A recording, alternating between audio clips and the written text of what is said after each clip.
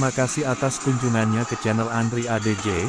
Sebelumnya saya mohon maaf apabila ada ketidakcocokan atau kesalahan dalam versi cerita, kisah atau silsilah ini. Apabila ada yang tidak berkenan, silahkan tinggalkan pesan di kolom komentar, dan jangan lupa subscribe, like dan hitamkan tombol loncengnya. Terima kasih, silahkan menyimak video selanjutnya. Salakanagara, ada tahun 130 M di daerah Gunung Pulosari, Pandeglang, Banten hidup seorang tua yang bernama Akitirem. Beliau kedatangan seorang tamu dari India bernama Dewa Warman. Dewa Warman terusir dari negaranya di India akibat perang saudara. Dia kemudian menikah dengan cucu Akitirem yang bernama Nyai Pohaci, kemudian berdiri sebuah kerajaan pertama di Nusantara yang bernama Salakanagara. Adapun lokasinya adalah sekitar Gunung Pulosari, Pandeglang. Kemudian keturunan dari Salakanagara ini berkembang menjadi kerajaan besar di Nusantara seperti Tarumanegara, Sriwijaya, Kutai, Del. Jika melihat silsilah kerajaan-kerajaan di Nusantara seperti Pajajaran, Majapahit, Sriwijaya, Del, di situ akan terlihat leluhur raja-raja seperti leluhur Prabu Siliwangi Maharaja ing Tatar Sunda yang merupakan kakek dari Sinuhun Sunan Gunung Jati. Disebutkan dalam Babat Cirebon beliau itu adalah keturunan dari Parikesit anak Abimanyu anak Arjuna anak Pandudewanata yang merupakan penguasa kerajaan Hastinapura. Jika silsilah di atas benar, maka ada kemungkinan Dewa Warman itu adalah keturunan Arjuna, jika kisah Mahabharata itu kisah nyata. Hanya sayang cerita tentang kerajaan Salakanagara ini sangat minim dan dalam sejarah nasional tidak disebut. Selama ini kerajaan tertua adalah Tarumanegara dan Kutai, padahal peninggalan Salakanagara ada di Gunung Pulosari. Berbicara tentang Gunung Pulosari, gunung ini merupakan tempat bersejarah bagi kerajaan di Tatar Sunda karena di tempat ini juga kerajaan terbesar di Tatar Sunda yaitu Pajajaran berakhir, karena setelah penyerbuan Banten ke Pakuan Pajajaran, ibu kota Pajajaran berpindah ke tempat ini. Kerajaan Banten selama kurang lebih 1400 tahun setelah kerajaan Salakanagara di Banten tidak ada kerajaan besar berdiri, baru sekitar tahun 1552 berdiri Kesultanan Banten dengan rajanya Maulana Hasanuddin anak dari Sinuhun Sunan Gunung Jati Cirebon. Prabu Siliwangi yang merupakan Maharaja Tatar Sunda mempunyai beberapa anak dari Kentring Manik Mayang Sunda yang merupakan anak dari Prabu Susuk Tunggal yaitu Prabu Sangyang Surawisesa yang merupakan raja di Pakuan, Sang Surosowan yang dijadikan adipati di pesisir Banten. Dari Sang Surosowan mempunyai dua orang anak yaitu Sang Arya Surajaya dan Nyai Kawung Anten. Dalam Babat Cirebon disebutkan ketika Syarif Hidayatullah baru datang dari Mesir dan singgah di Cirebon menemui uwannya bernama Pangeran Cakrabuana. Mereka pergi ke Banten untuk menyebarkan agama Islam. Di Banten Syarif Hidayatullah kemudian menikah dengan Nyai Kawung Anten yang merupakan anak dari Sang Surosowan, jadi mereka itu adalah sama-sama cucu dari Prabu Siliwangi, hanya lain ibu. Dari hasil perkawinan mereka mempunyai anak Maulana Hasanuddin lahir tahun 1478 Masehi, yang merupakan penyebar agama Islam di Banten dan penguasa Sultan Banten pertama. Di samping Maulana Hasanuddin di Banten ada seorang ulama yang lebih dahulu menyebarkan agama Islam yaitu Syekh Muhammad Soleh di Gunung Santri, Cilegon. Beliau pula yang ikut mendampingi Sultan Maulana Hasanuddin menyebarkan Islam di Banten. Maulana Hasanuddin mempunyai nama lain yaitu Pangeran Sabakingkin yang diberikan oleh kakeknya Sang Surosowan. Ada juga yang memanggil dengan Seda Kinkin yaitu Seda, rakyat berduka, Kinkin, rindu akan kebijaksanaan. Ketika beliau meninggal rakyat merasa bersedih. Ketika Sang Surosowan, nantinya nama beliau menjadi nama keraton, meninggal dalam usia muda, beliau digantikan oleh anaknya Arya Surajaya. Ketika itu ibu kota Banten letaknya di pedalaman dengan sungai atau lebih dikenal dengan Banten Girang. Pangeran Sabakingkin walaupun seorang keluarga kerajaan tetapi beliau lebih dikenal seorang guru agama Islam yang hidup dengan rakyat biasa. Maka dari itu wibawa beliau mengalahkan uwannya yang menjadi penguasa di Banten. Suatu ketika beliau menerima kurir dari bapaknya Sunan Gunung Jati yang menyebutkan adanya pasukan Cirebon plus Demak yang dipimpin Fadilah Khan Fatahillah sedang berlayar ke Banten dalam rangka mengusir Portugis di Sunda Kelapa. Sebelum pasukan Cirebon datang, Maulana Hasanuddin membuat kerusuhan di Banten yang mengakibatkan mengungsinya penguasa Banten Girang, Arya Surajaya, ke Pakuan. Banten berhasil ditaklukkan sebelum Cirebon datang. Mengenai penguasa Banten, di samping Arya Surajaya ada juga yang menyebut Prabu Pucuk Umun, Salaka Domas. Apakah mereka itu orang yang sama atau berbeda kurang diketahui keberadaannya? Dalam Babat Banten disebutkan ketika Maulana Hasanuddin menyebarkan agama Islam, beliau mendapat tantangan adu ayam jago dari Prabu Pucuk Umun di lereng Gunung Karang. Jika ayamnya kalah, maka Prabu Pucuk Umun akan memberikan kerjaan Banten ke Maulana Hasanuddin, dan Prabu Pucuk Umun ternyata kalah. Beliau beserta pengikutnya mengungsi ke Banten Selatan dan Maulana Hasanuddin memberikan izin agar daerahnya tidak diganggu. Mereka lebih dikenal dengan suku Baduy. Adapun asal-muasal kata Banten ialah dari masuknya agama Islam bagi masyarakat Banten merupakan dampak yang sangat baik dan harus disyukuri. Hal ini ibarat masyarakat Banten pada waktu itu seperti kejatuhan intan atau katiban inten. Dari sini muncul istilah Banten. Ada juga yang mengambil kata dari bantahan, karena dari dahulu orang Banten dikenal orang yang keras, suka membantah, melanggar aturan agama dan negara. Mungkin dari bantahan itu muncul kata Banten. Terkahir ada juga yang mengkaitkan dengan nama sebuah sungai yang mengalir di kota Serang bernama Cibanten. Sultan-Sultan di Banten. 1. Maulana Hasanuddin, Sultan Banten pertama tahun 1552 sampai tahun 1570 m. Namanya adalah Pangeran Sebakingking. Beliau adalah putra dari Sunan Gunung Jati dari pernikahannya dengan Nyai Kawunganten. Sultan Hasanuddin berkuasa di Kesultanan Banten selama 18 tahun, tahun 1552 sampai tahun 1570. Banyak kemajuan yang dialami Banten pada masa kepemimpinan Sultan Hasanuddin.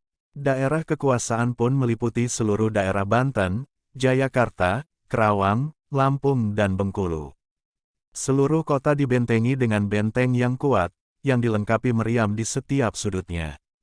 Para pedagang dari Arab, Persia, Gujarat, Birma, Cina dan negara-negara lainnya datang ke Banten untuk melakukan transaksi jual-beli. Pada saat itu di Banten terdapat 3 buah pasar yang ramai. Yang pertama terletak di sebelah timur kota Karangantu. Di sana banyak pedagang asing dari Portugis, Arab, Turki, India, Pegu, Birma, Melayu, Benggala, Gujarat, Malabar, Abesinia dan pedagang dari Nusantara. Mereka berdagang sampai pukul 9 pagi. Pasar kedua terletak di alun-alun kota dekat Masjid Agung. Pasar ini dibuka sampai tengah hari bahkan hingga sore hari. Di pasar ini diperdagangkan merica, buah-buahan, senjata, tombak, pisau, meriam kecil, kayu cendana, tekstil, kain, hewan peliharaan, hewan ternak, dan pedagang Cina menjual benak sulam, sutera, damas, beludru, satin, perhiasan emas dan porselen. Pasar ketiga berada di daerah Pecinan, yang dibuka hingga sampai malam hari.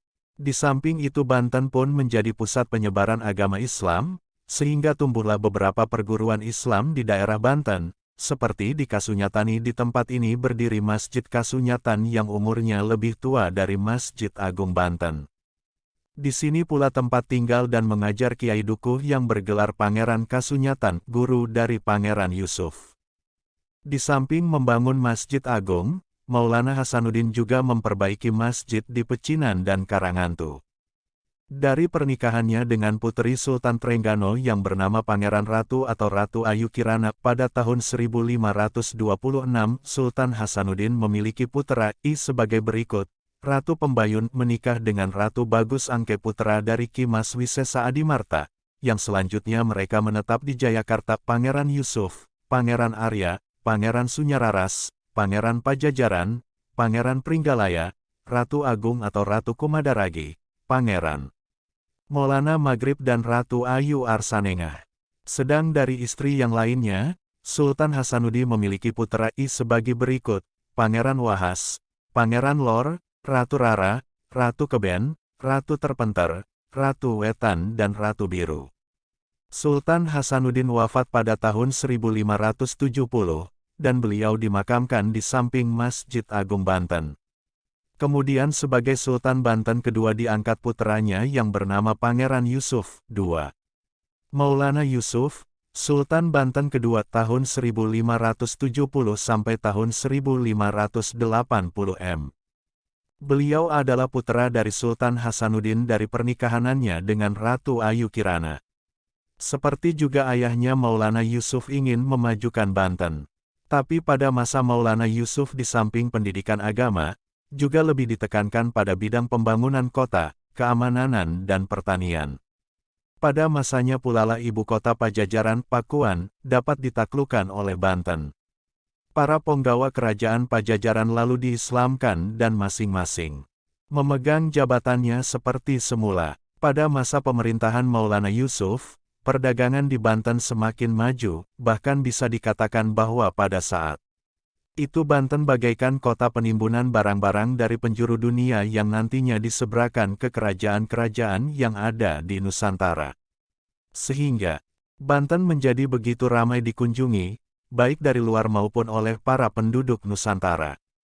Sehingga pada masa pemerintahan Maulana Yusuf pulalah dibuatnya peraturan penempatan penduduk berdasarkan keahliannya dan asal daerahnya. Perkampungan untuk orang asing biasanya ditempatkan di luar tembok kota. Seperti Kampung Pakojan terletak di sebelah barat Pasar Karangantu, untuk para pedagang dari Timur Tengah. Pecinan terletak di sebelah barat Masjid Agung, untuk para pedagang dari Cina. Kampung Panjunan, untuk para tukang belanga, gerabah. Periuk DCB Kampung Kepandean, untuk tukang pandai besi. Kampung Pangukiran, untuk tukang ukir. Kampung Pagongan, untuk tukang gong. Kampung Sukadiri, untuk para pembuat senjata. Demikian pula untuk golongan sosial tertentu, misalkan Kademangan untuk para demang, kefakihan, untuk para ahli fikih, kesatrian, untuk para satria, perwira, senopatai dan prajurit istana. Pengelompokan pemukiman ini selain dimaksudkan untuk kerapihan dan keserasian kota, tapi lebih penting untuk keamanan kota. Tembok kota pun diperkuat dengan membuat parit-parit di sekelilingnya.